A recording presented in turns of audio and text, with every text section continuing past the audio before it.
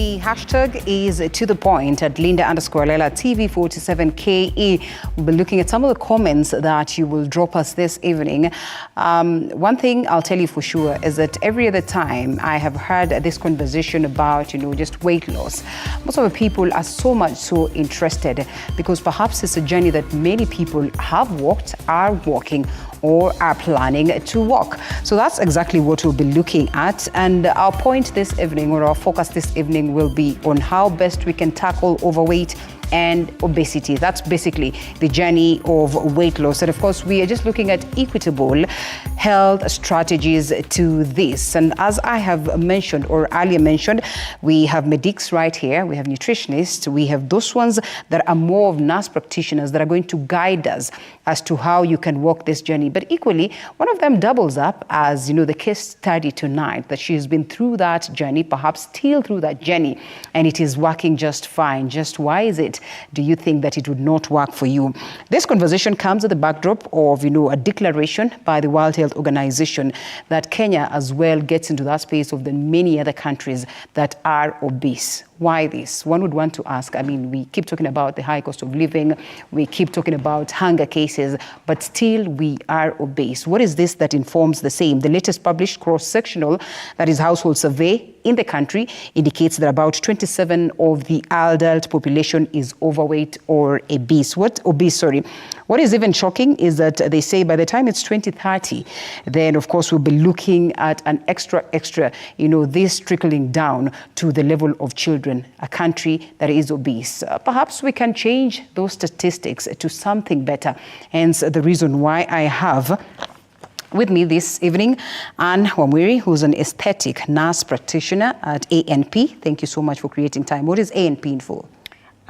Aesthetic nurse practitioner. Oh, that is basically it. Okay.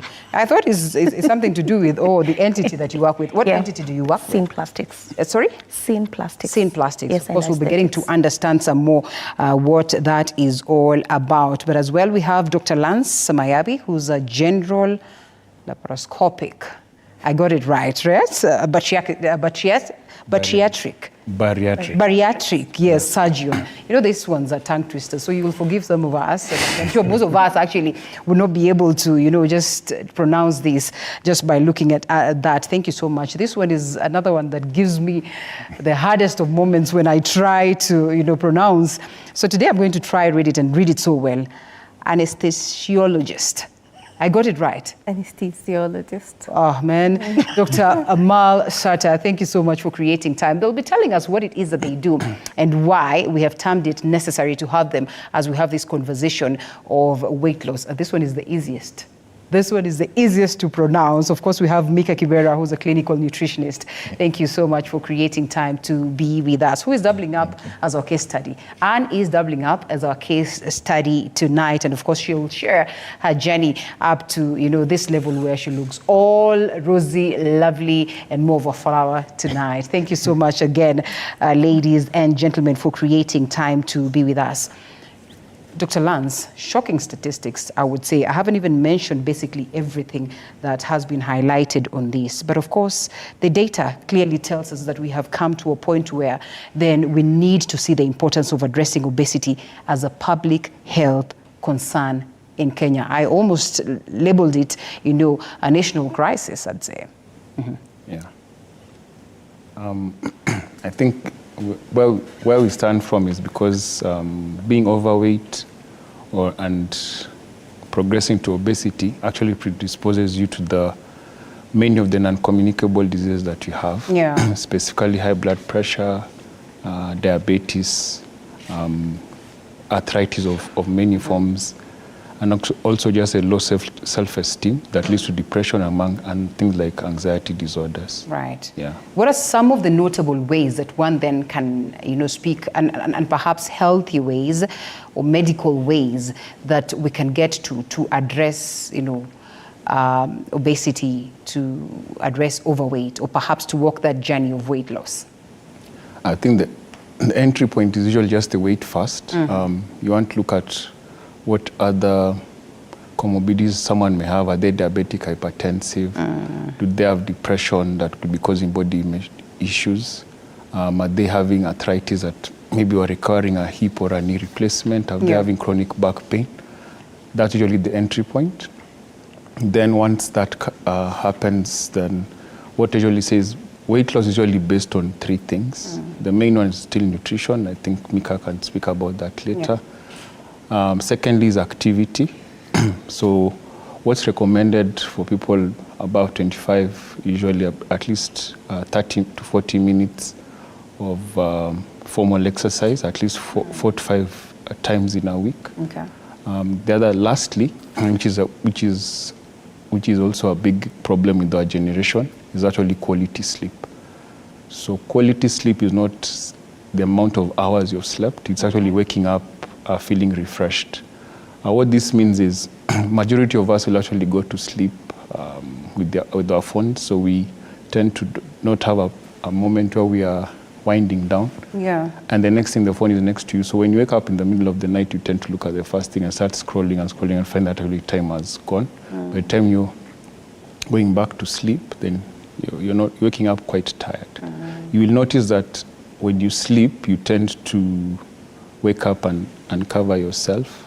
And this actually, if you look at the data, at that point when you're having your deep sleep, what we call rapid eye movements, then you tend to burn calories in deep sleep. So when you wake up refreshed, it's one of the things we have seen in our practice and experiences. Sometimes the nutrition is done right, our client is also exercising, but I really found that the problem is actually sleep. Right. Yeah. Okay, so before we get to the ladies, allow us to loop in Mika here, now that you mentioned the importance of nutrition in this whole conversation. Just how much of a percentage, or just the magnitude as to how that we would say that nutrition, basically food, contributes to these cases of overweight? Whenever we look at a person's presentation of their weight, one thing we can confirm is 70-20% of what they hold as weight is contributed from what they consume. Okay. Then the other 20-30% is controlled by the activity they do after consumption. Because you see, food is both nourishing and fuel for whatever we do. So if you eat and you don't utilize it, you wind up storing it up, then heavily contributes to your weight. Now the other question is, what are you consuming? Right now, if you look at what we call meals, they are being controlled heavily by specific factors like time for preparation. So we are looking for quick fix solutions, and also volume-wise. You want to enjoy your meal and really be in love with it, especially being an African. You can never leave food on your plate. There's always that precaution. Someone somewhere will need that food. Unless you're leaving some for the ancestors, I don't know. I don't know. So the volume of food you consume also will contribute a lot. So now, within the food, we look at 2 aspects. Yeah. Calorie distribution, which is the amount of energy you'll get from the food, from specific attributes, and how much volume you can consume. That's when we come in and we compare. For example, an apple to sugar. How much sugar will you have to take to be eating a whole apple? You'll be shocked that almost like half a spoon of sugar, you have already eaten a whole apple. Yeah. So which one would you rather go for? Which is more filling? Okay. How much sugar do you have to eat to feel satisfied? Right. And then how many apples do you have to eat to feel satisfied? Those are the things we look at. Right.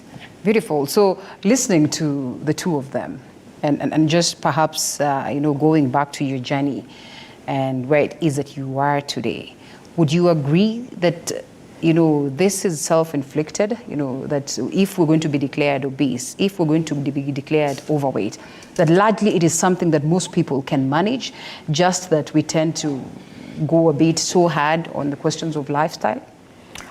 When that discussion first came to me,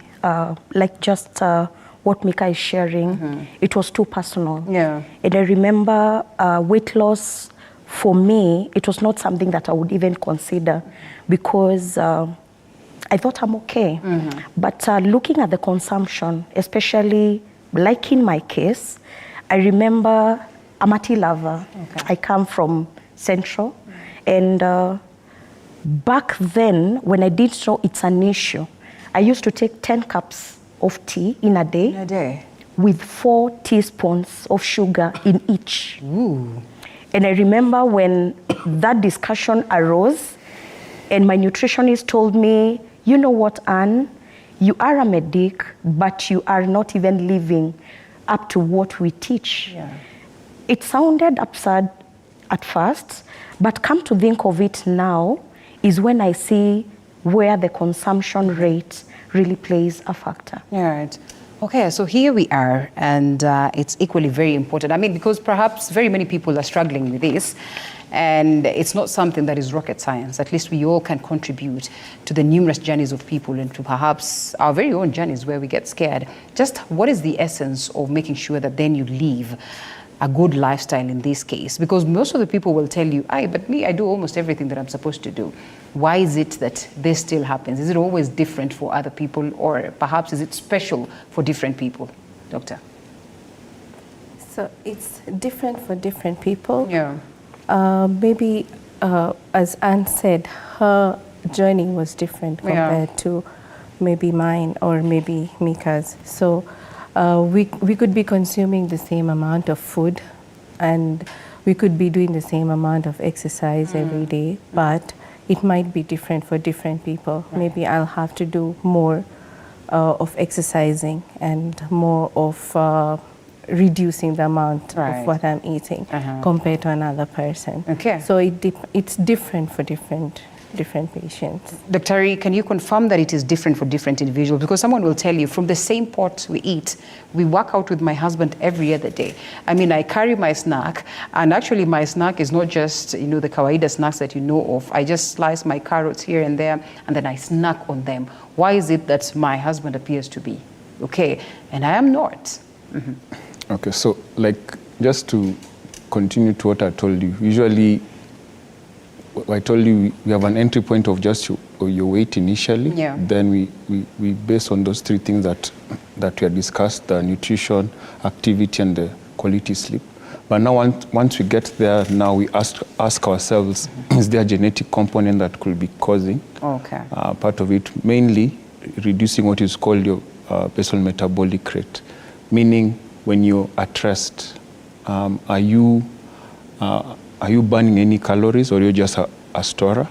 So you can, with that, usually use what are called smart scales, smart weighing scales. So this actually unpacks the weight.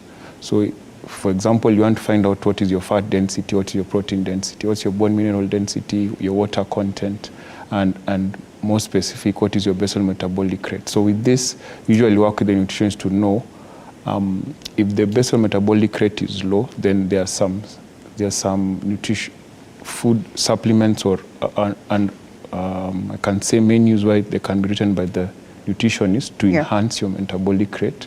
We also want to increase your activity, especially if your protein is low, because if you have no muscle mass, then you can't burn the fat. So in essence, weight loss to me will mean losing unnecessary fat. You don't want to lose your water content. You don't want to lose your bone mineral density or protein density, because this actually help you to lose weight and maintain your structure. Main thing is when you're losing weight, you don't want to look like you're wasting away. Also, when you lose your protein, then you also tend to be predisposed to infections, amongst other things. So in essence, as you lose weight, you don't want to be malnourished. So once we establish that, we do some tests, first of all, to like your thyroid function, to find out if you're hypothyroid, because that will affect your metabolic rate. And also, it's a vicious cycle, especially in women. Some tend to come to with the hormonal imbalances or infertility. So the hormone progesterone, which is being produced at that point, is what's playing a lot of a big role in terms of gaining weight. So you find like your body is thinking this lady is pregnant, and so in pregnancy you tend to gain weight, and also it becomes a vicious cycle for them. And one of the things that actually we use weight loss to is to actually reverse your hormonal imbalance and even infertility. So there are various aspects that we delve with. We do a lot of tests prior to now deciding what are the options for you based on what you find. Yes, and these options are what it is that we want to understand of this evening, because then one will tell you, right, I am here. Daktari, I want to begin the journey of weight loss. What are these options? And just who is fit for this particular option and this other option? Are they all good? Do they all land us at the same results? And that is in relation to making sure that we lose weight, but of course, considering the equitable health strategies like you have rightfully said. So allow us to listen to what it is that our very own Willie Dennis Njiru picked, of course, somewhere in Naivasha, for us to get to hear what the people make of this conversation about obesity and weight loss. How long does that take? All right, we cross over to Naivasha and listening. Nile nitaeleza aje. Si mimi nakwambia watu wanaona juu ya GMO. Hiyo inakuanga genetic. Kwa sababu ya uchumi pengine kuwa katika hali ngumu, watu wanashindwa kupata ile lishe bora ambayo inatakikana na kukosa kufanya mazoezi. Obesity mostly is being caused by lack of exercise because most people are not exercising like the way they are supposed to. And two, idling around. You might find people who are not working. The only thing they might be thinking about is maybe eating instead of doing something with their bodies. And another thing is stress. Most people, according to the statistics, show that they are eating a lot when it comes to having a lot of stress instead of lacking the food appetite. You might find those people who are rich, not really rich, but those people who are well off in terms of money might keep on eating a lot of junk, feeding their children on junk food, leading to obesity. And maybe you might find it on the richer side compared to the people who are a bit low on cash. Wakati watu wana have kukula and hawafanyi kazi, unapata hizo food zinaenda tu zinakuwa stored kwa mwili, na unapata most of the time kama saizi hakuna jobs and watu wanakaa tu nyumbani ni kukula tu, and the food zenye wana have saizi si balanced diet, kwa sababu pia hakuna watu wenye wanaleta hiyo maarifa on how people they are supposed to eat. Again, wakati pia hakuna pesa na hakuna food zenye ni diet, inabidi tu unakula tu anyhow. So that unapata a lot of sugar, what they have to eat, but hizo chakula haziwasaidii. So kwa mfano unapata food zenye ziko available na zenye ni common hapa Kenya ni ugali, cabbage, ugali sukuma, and pia asubuhi unapata mtu anamkia mkate, strong tea, na if kama hakuna another option ni githeri tu. So unapata the food yenye ni available tu ni carbohydrate. So unapata that, unapata watu wako very obese ikifika ni story na hizo food zenye ziko available here in Kenya. Yes. Exercise kidogo unapata ni expensive, watu wataki kukimbia, unapata pia ni challenging. So watu wanaona bado hiyo ni kazi. Unakula na bado unaenda kufanya exercise yenye ileti benefit. So watu wana feel it is better you eat or rather than going to the gym or doing any exercise. Yes. So unapata for instance gym iko very very expensive. Kuna wengine I visited unasikia per day ni 500 na per month ni 5k. So unapata iko very expensive. Na ukiona watu wakikimbia pa asubuhi, hao ni watu wenye wameandikwa na daktari, you have kukimbia ndio uweze kupunguza weight. Again unapata the specialist, if wanapeana advice wanasema unafaa kula ugali kidogo na sukuma ziwe mingi, but inakuwa ni vice versa. Sisi tunatumia ugali kubwa and then unapata sukuma ni kidogo. So unapata tuna end up kukula tu a lot of carbohydrates zenye ambazo zinafanya mwili inakuwa tuko tu unakaa tu kaa zuzu. Umeregea tu. Watu wamenona kila mahali huku kama chata nisiongeze hiyo point. I don't think it is true, because with the Kenya we have today and the economy we are facing, it's very difficult. Living, eating is very hard nowadays. Siku nyingine unakula ugali na sturungi. So I don't know where that obesity is coming from, and the life is so hard. facts of life, you know, you can almost relate. I could see everybody here laughing because you will want your ugali to be more in that plate, and then mboga ni kadogo. And sometimes because pia mboga ni expensive, you know. I was talking to one of my colleagues, actually 3 of us, we're just trying to say what are the basics of life in terms of food, you know, at home. Ni ugali, mchele, after dini, ukienda sana sijui ni moki bahari, ukienda sana ni githeri, you know, just play around that area. And like I had said earlier on, that despite being stalked by hunger, that you know, more than about 3 million people are classified as acutely food insecure. The country is also grappling with the rising challenges of obesity. And so by 2030, it is estimated that about 1.4 million Kenyan children, that is between the ages of 5 and 19, will be obese. What will it take for us to reverse these statistics after this short break?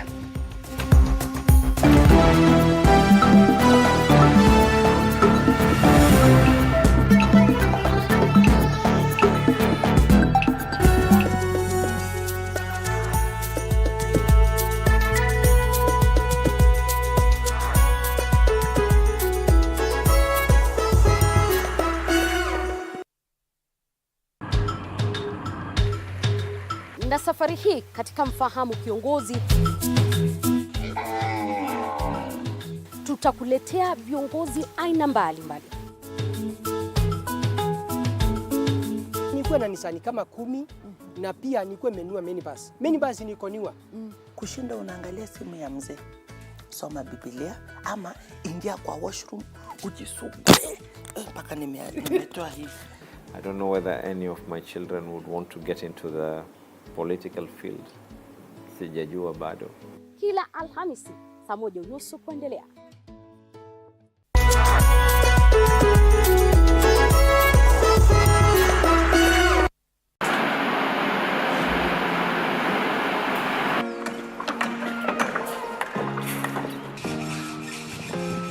Join us on a journey through the concrete jungles and rising skylines, where every beam, every nail tells a story of progress and vision. In every aspect of life, you know, you have to look at several dynamics. From groundbreaking. Nowadays with the tech, you can check on different websites or you check online and you can see some inspiration. So at least that one would be a direction already. I'll know like what kind of style you're going for. To finishing touches, witness the dedication of the hard-working teams who bring these ambitious dreams to reality. The Realtor, Tuesdays at 6:30 p.m.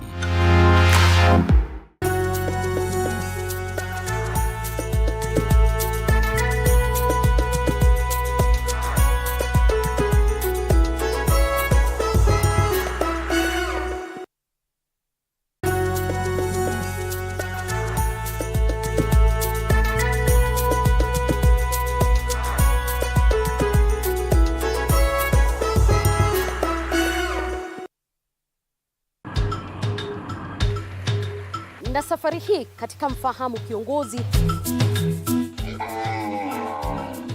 tutakuletea viongozi aina mbalimbali. Nikuwe na nisani kama 10 na pia nikuwe menua minibus. Minibus nikoniwa.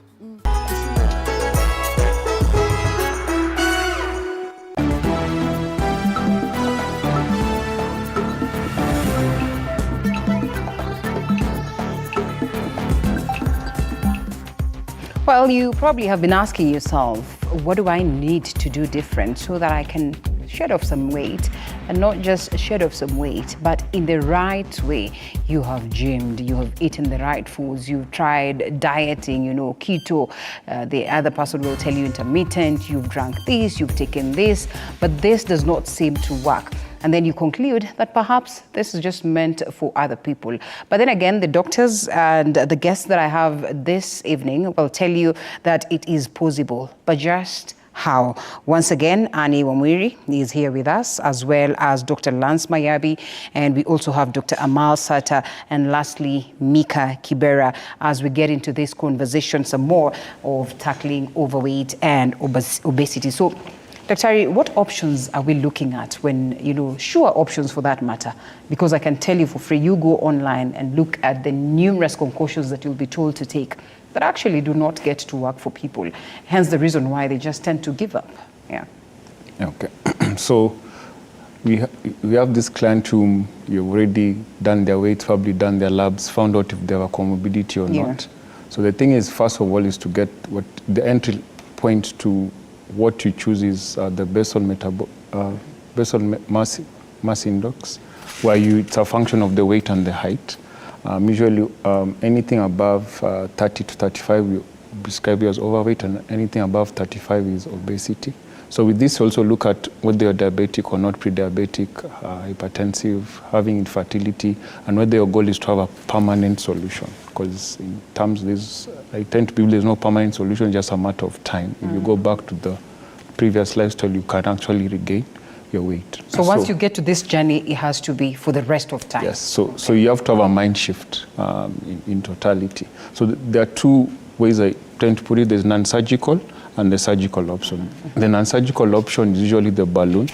Of what we have in the country right now, 4 different types of balloons based on type and also how they're inserted and the duration. So we start with the duration. There's one called the Allurion balloon, which is a pill balloon. Doesn't require any anesthesia. This one usually swallow it as a pill, fill it up with about 500 mils of fluid, remove the catheter, and it stays in your stomach. So any of the balloons just takes up space in your stomach, about 60% of the volume of the stomach. So how balloons work is they make you feel full earlier, so you take smaller portions and for a longer time. And also they make you form habit, meaning if you ate more than what you used to do before, then you actually feel nauseated and you can vomit. And I think Anne will talk about it later because she has the experience. Okay. But in terms of the types, if we start with the Allurion usually lasts for 16 weeks, passes out on its own after that.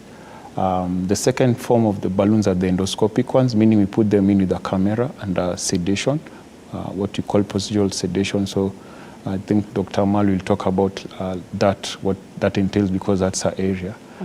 So they are divided into 2 types. There's a 6-month balloon and a 12-month balloon. And lastly, there's a 12-month balloon that is adjustable.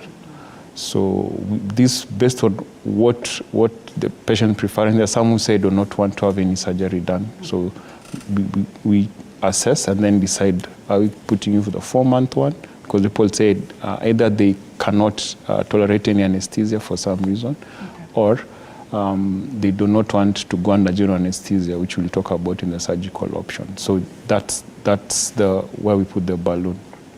On the flip side, we have the surgical options. What is most common in our setting and what is most common done in the world is, one, the sleeve gastrectomy, meaning this is done laparoscopically. It's a minimally invasive procedure where you make small cuts when the patient is put to sleep and use a camera to operate. So it can either be a sleeve gastrectomy where you remove 70 to 80% of the stomach. So in a nutshell, converting it from a bean shape to a banana shape.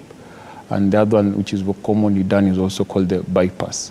So the bypass is different. In addition to reducing the size of the stomach, then you bypass a large portion of the small intestine. So you cause 2 things. You cause reduction in what is being eaten, but also prevent digestion of things like fat and all. So depending on them, either of them, usually at 6 months to 1 year, they tend to lose equally the same weight, but when you come to the bypass, then it tends to reverse a lot of comorbidities like diabetes or hypertension faster than the sleeve.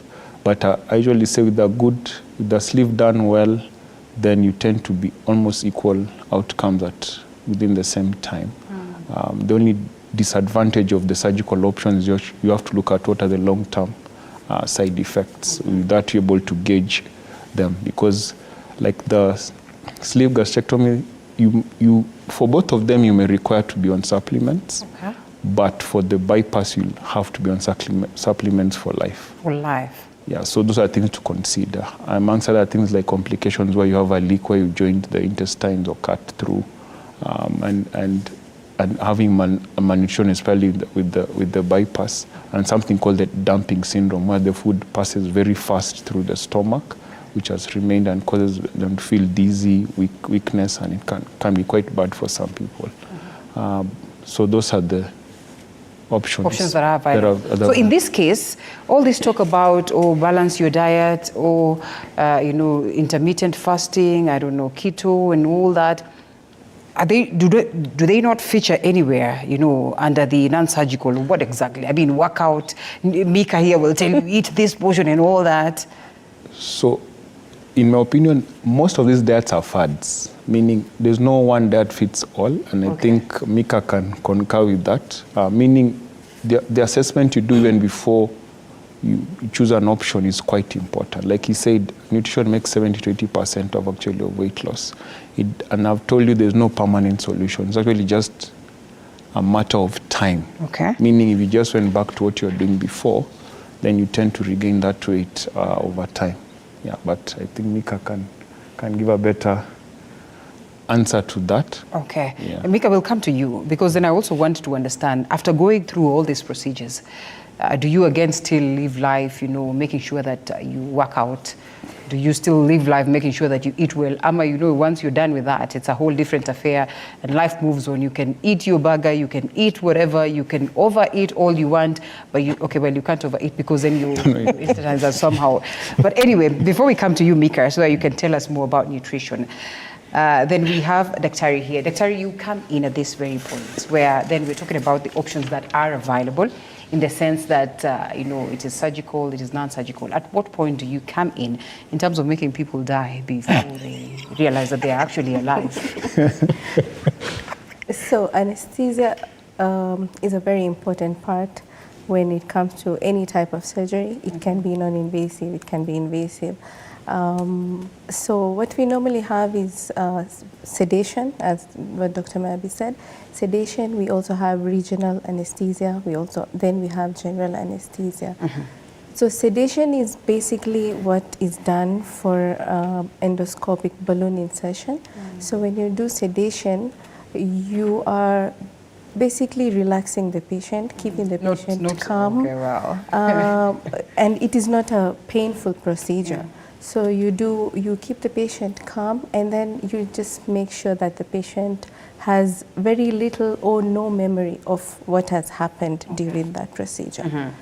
Then regional anesthesia is something like an epidural, where you want to be aware of what is happening, but you don't want to feel pain. Then comes general anesthesia, where most of the bariatric surgeries are done under general anesthesia. So general anesthesia is actually not really sleeping, but it is like a state of unconsciousness, carefully monitored unconsciousness. I mean, can someone get unconscious to the point of going if you're not careful? Yes, if you're not careful. That's why we are there for safe anesthesia. Okay. So always there's like a qualified anesthesiologist available for these major procedures. Yes. So I think for most of these patients, we do general anesthesia. So in general anesthesia, basically we have the same. We keep the patient unaware, unconscious, and pain-free, and also they have no memory of what has happened.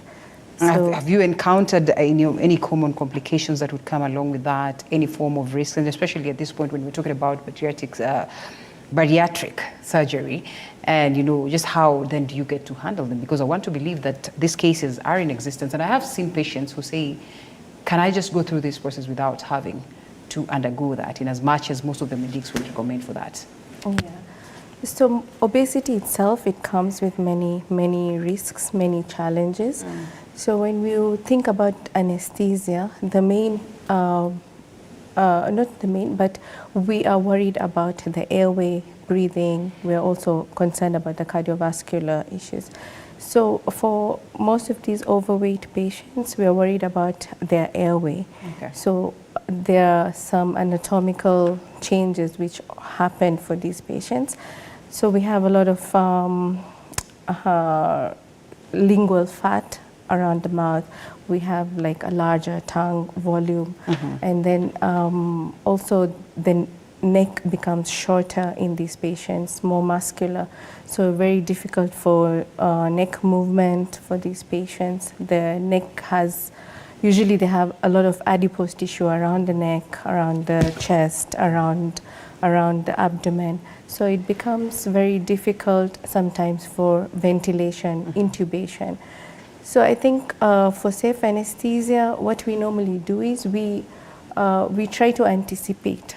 So we normally see the patients, we anticipate what can happen, how is the airway, what can occur during the procedure. So we prepare for it, and there's always like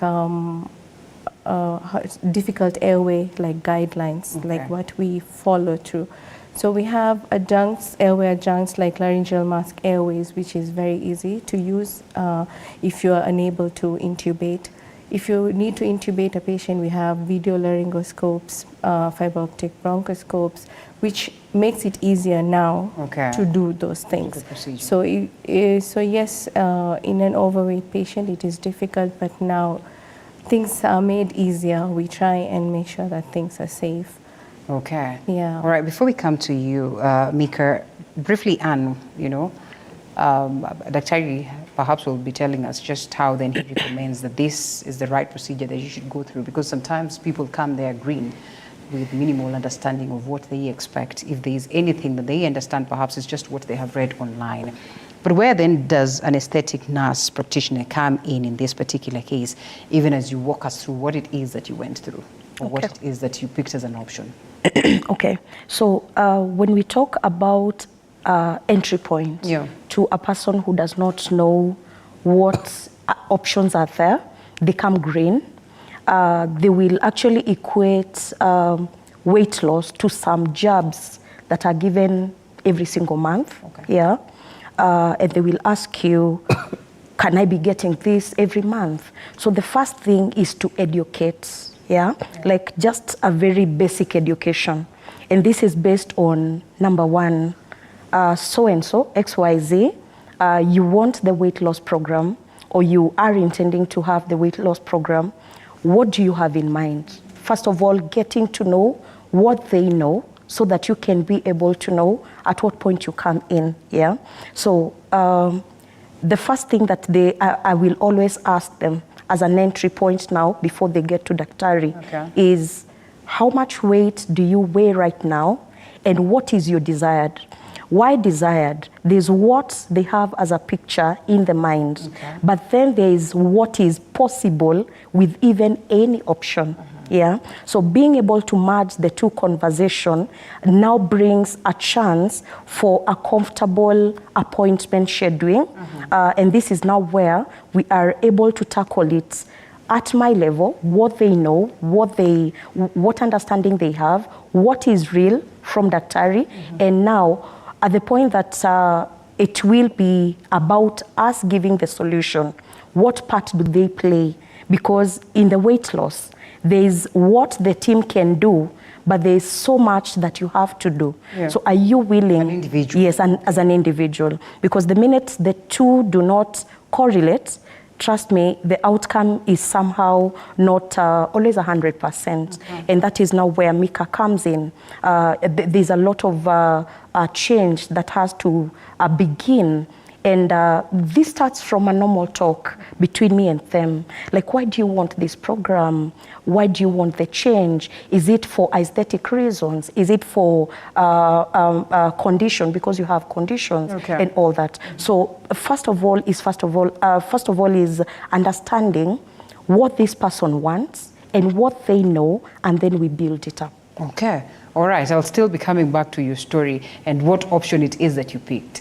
But, Mika, listening to Daktari, it almost felt like, okay, well, after all said and done, why do we need to think about food anymore? Tukule ile imeletwa kwa meza, tufurahie. Just that then we are limited because it reaches a point where you can't go beyond.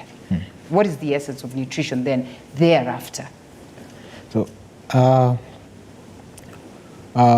whichever thing you choose, you have to approach weight loss from a lifestyle perspective, because at the end of it all, you have to remain to be a functional aspect of the society. You have to go to work, you have to go to school, you have to continue with your social life, and so forth. So what nutrition plays is, it's what you intentionally practice every single day. Okay. If I ask you, for example, what was the first meal you had today? Just like the other person said, chai na mkate. I mean, what else? Now, every day you wake up, religiously, you have something to eat. Yes. So you practice it every single day. That becomes the constant factor that has to be looked into, because it actually forms the basis of the success. Mika, what did you have in the morning, the first thing that you have to make it? I was fasting. Oh, you're okay, fine. They say also fasting helps. Yeah, fasting helps. Okay, So when we look at what you call a meal or what you define as a meal, then we try to get to understand what they contribute to your body. And then from there we look at the sustainable aspect. If I come to you and I start telling you, look for amaranthus, you look at me like, where did you come from? Why are you using words that I've never heard? But I come and I tell you, look for terere. Yeah. Or look for spinach, look for skuma, look for cabbage. So in short, what I'm saying is, if Mama Mboga outside your door is not selling it, then it might not be the best thing to make part of your weight loss program. Okay. So that's where meals come in. They are what you practice every single day, and they are the common factor throughout. Quickly, if we are to pick from what it is that Dr. Tari speaks of, bariatric surgeries and all these procedures that one would undergo if this is an option that they pick, what are some of the dietary options or interventions that you would recommend for them and of importance in the event that, we have nutritional deficiencies that get to arise?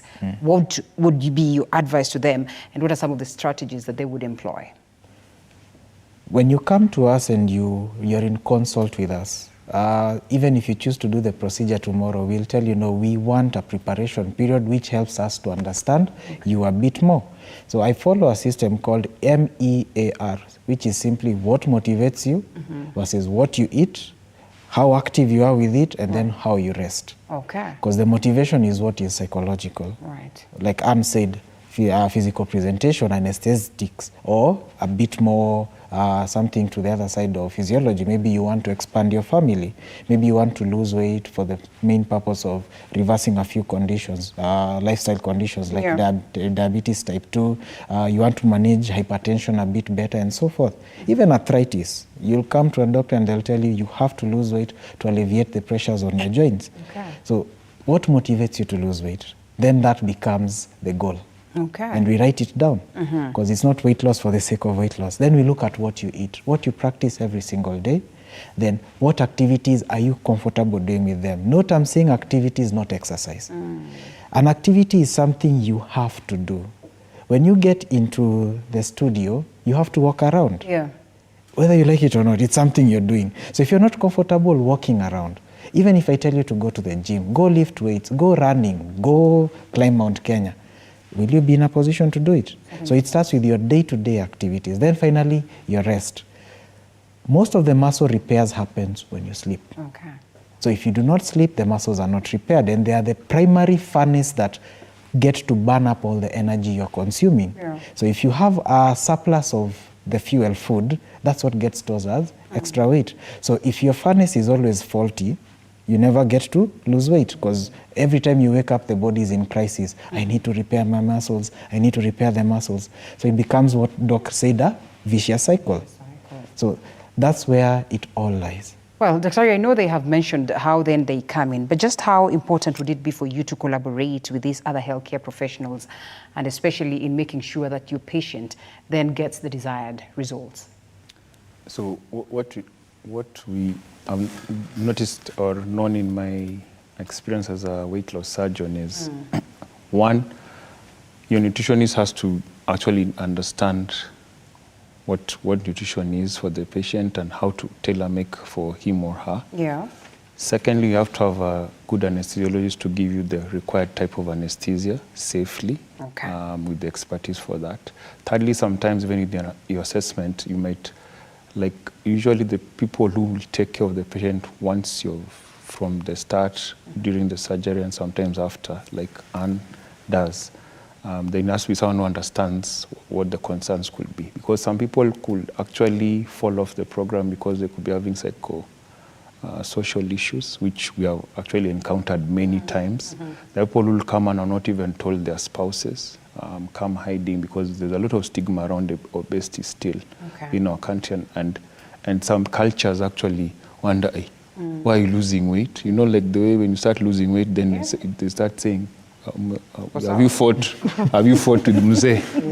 Ama mzee kupiki chakula. Kupiki chakula.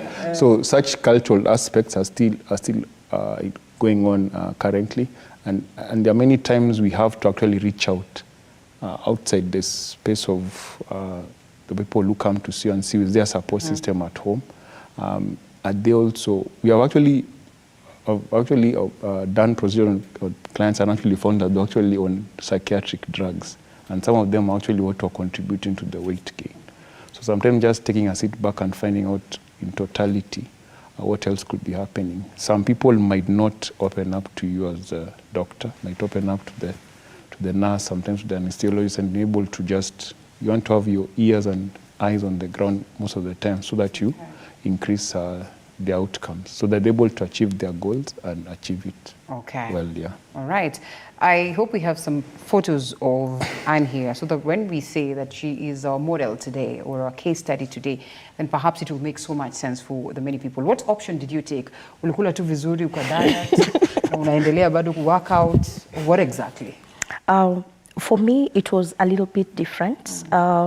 Being in the world where I have colleagues who can guide you through, and like just a normal person. Yeah. I hope the director could play the photos. Do we have them, Mr. Director? Sorry for cutting you. No problem. Mr. Director, do we have them? All right, yes. Hey. Well, at least they get to understand the difference. So it makes sense. All right, proceed. Yeah, so basically for me it was a little bit easier because I'm surrounded by my colleagues, yeah. For me, I don't see them as daktari, I see them as colleagues. But before I even went to a strict option, I remember I had tried it all. I had tried a little bit of gymming. That was not making sense by then because of my work schedule.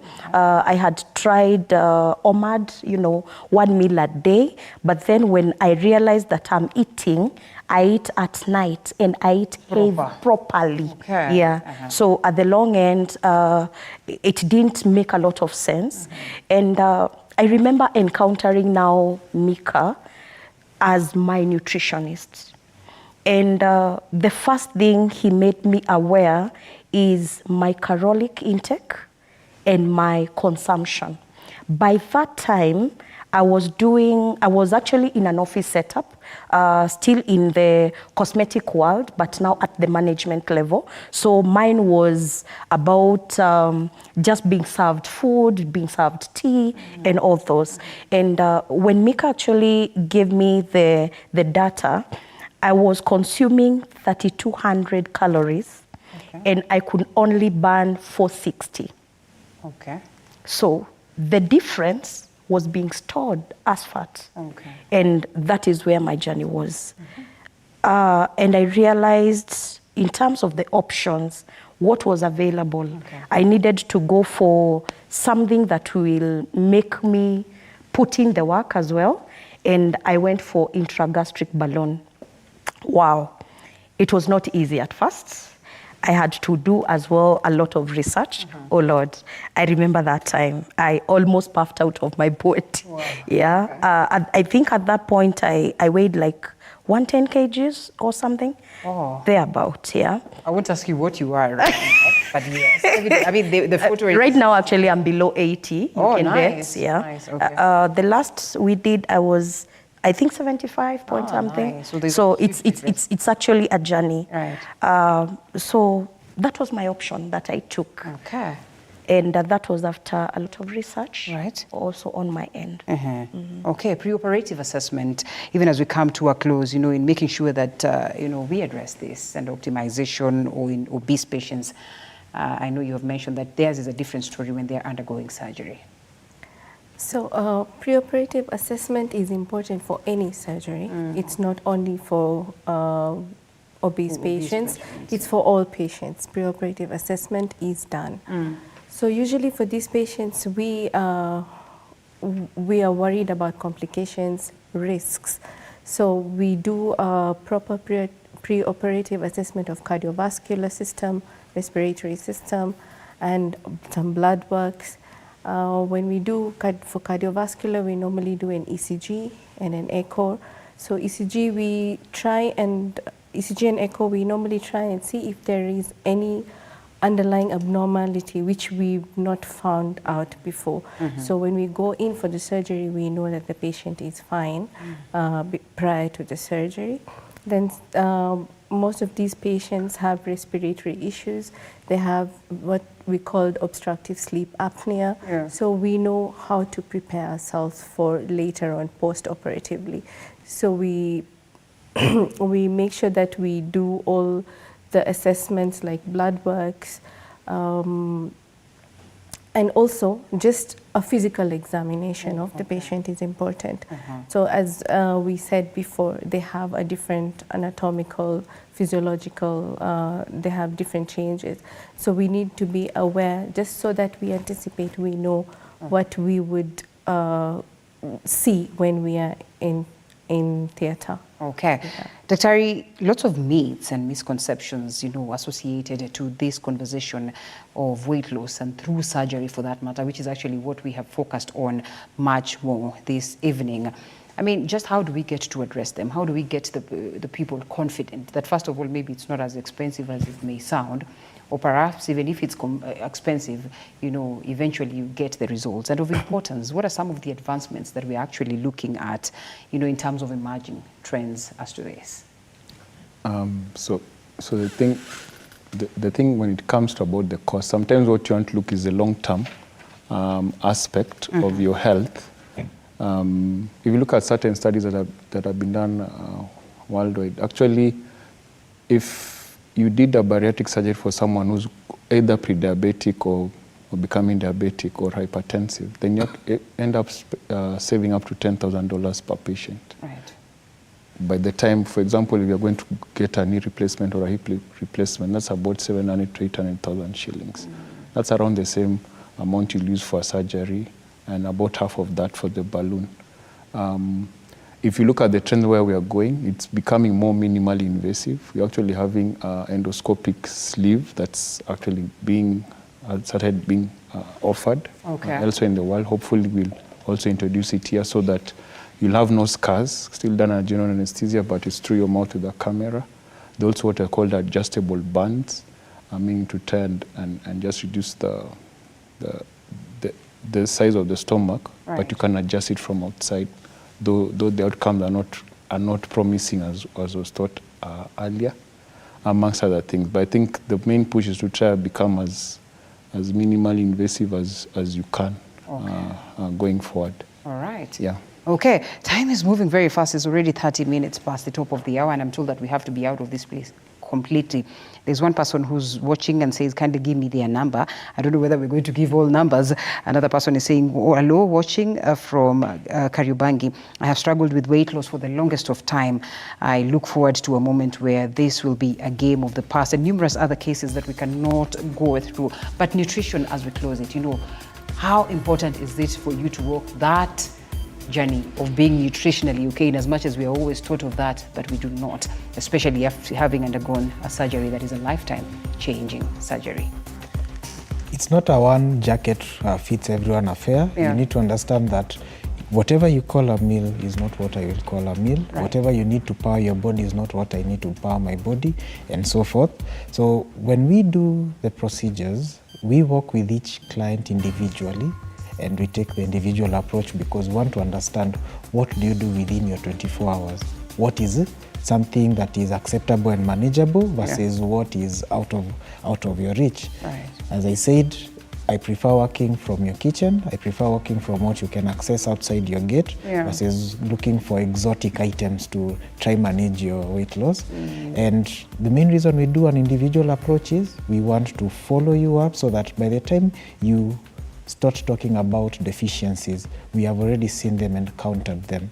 And that's why we even start working with you prior to the procedure. Beautiful, beautiful. And you'll be the first one, the last one to talk to us, perhaps share your number so that whoever is watching or the best number that they can reach you out on. And I'm sure that you can connect them to the rest of the people who can help them this. Because I would love for us to have a conversation on beauty, because someone will tell you, I want to lose weight and on the right places. Yeah.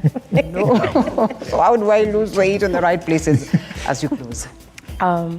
Basically, there are very many people who come in and they want to lose weight because of cosmetics, how they look, they want to feel good, they are done getting children. So as much as there is the other bits of the cosmetic surgeries, which probably we may talk at a different, weight loss is the beginning point. Okay. Yeah. Why? Because as you maybe as we are we want to start the right way, and that is where weight loss paves the way for the rest. That contact quickly. I'm going to be killed on our social media, Instagram, Sin Plastics and Aesthetics. You can reach us on 0776 375 771. I say that again, 0776 375 771. You can get us on WhatsApp. All right, thank you so much. And of course, Anne would probably pave the way for you to the rest of the people who are going to assist you. Last speaker this evening, Anne Wamwiri, aesthetic nurse practitioner. Thank you so much for speaking to us. As well as next to Anne is Dr. Lance Mayabi, general laparoscopic and bariatric surgeon. Thank you so much as well for speaking to us, Dr. And we also have Dr. Amal Sata. Dr. Amal, you want me to say this? Honestly, thank you so much for speaking to us this evening. And last but not least is Mika Kibera, clinical nutritionist. We have to close it at this very point. Thank you so much for the immense feedback. We can only tackle 2-3 things, but then again, the conversation continues on our social medias as well. If you are interested, you know where to go, especially when we are talking about this. My name is Linda Alela. It was great having you this evening, as I look forward to see you again this Sunday. Do have yourself a lovely, lovely week ahead. Bye-bye.